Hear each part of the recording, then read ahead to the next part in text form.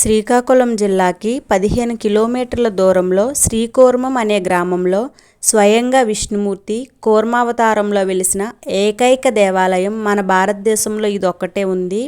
ఇక్కడ గోపురం శైలి అయితే సాధారణ వైష్ణవ దేవాలయాలతో పోలిస్తే కొద్దిగా భిన్నంగా ఉంటుంది. మనకి మామూలుగా దేవాలయాల్లో ఒకటే ధ్వజస్తంభం చూస్తుంటాం, కానీ ఈ గుడి ప్రత్యేకత అంటే ఇందులో మనకి 2 ధ్వజస్తంభాలు ఉంటాయి, ఒకటి తూర్పున ఇంకొకటి పశ్చిమాన. అలాగే ఇక్కడికి వచ్చిన భక్తులకి ఈ గుడి ఎదురుగా ఉండే కోనేరు, ఇక్కడ ఉండే తాబేళ్ల సంరక్షణ కేంద్రం అనేది వచ్చిన భక్తులను అయితే బాగా ఆకర్షిస్తాయి. ఇక్కడ తాబేళ్ళకి ఆకుకూరలు, కాయగూరలు ఆహారంగా పెట్టి పెంచుతుంటారు. ఇక్కడ మనం చాలా తాబేళ్ళని అయితే చూడవచ్చు. ఇంకా ఈ గుడి విశిష్టతని ఇంత తక్కువ షార్ట్ వీడియోలో చెప్పడం అయితే చాలా తక్కువండి. దీని గురించి చాలా విషయాలు అయితే ఉన్నాయి.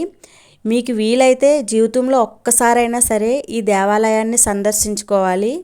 అంత బాగుంది. నచ్చితే లైక్ చేయండి.